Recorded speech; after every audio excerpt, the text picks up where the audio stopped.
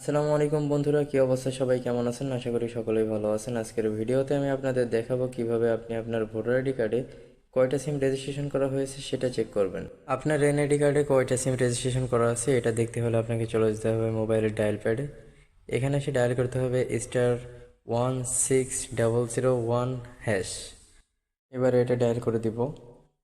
এখানে আরেকটি জিনিস খেয়াল রাখবেন, আপনি যে এনআইডি কার্ডের নাম্বারগুলো চেক করতে যাচ্ছেন ওই এনআইডি কার্ডে রেজিস্ট্রেশন করা আছে এমন একটা সিম এখানে আপনার ফোনে থাকতে হবে। তো আমি ওই সিমটাতে সিলেক্ট করে ডায়াল করে দিলাম।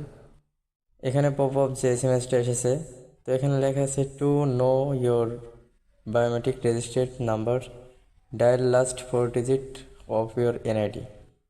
আপনারা অনেকে হয়তো জানেন না এনআইডি কি। এনআইডি হচ্ছে আপনার ন্যাশনাল যে আইডি কার্ড বা জাতীয় পরিচয়পত্র, যেটাকে ভোটার আইডি কার্ড বলা হয়।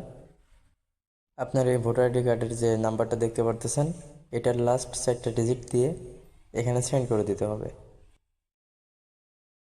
আমার এখানে দেখুন এই যে একটা মেসেজ চলে আসছে, এখানে আমার টোটাল 15টা সিম কিনা হয়েছে। তো আপনার আইডি কার্ড দিয়ে আপনি যে কয়টা সিম কিনছেন ওই কয়টাই মেসেজে চলে আসবে। তো এই ছিল আজকের ভিডিও, ভালো লাগলে লাইক করে দিয়েন। অ্যান্ড এই ধরনের নতুন নতুন ভিডিও পেতে চ্যানেলটি সাবস্ক্রাইব করে রাখুন। সবাই ভালো থাকবেন, সুস্থ থাকবেন। আল্লাহ হাফেজ।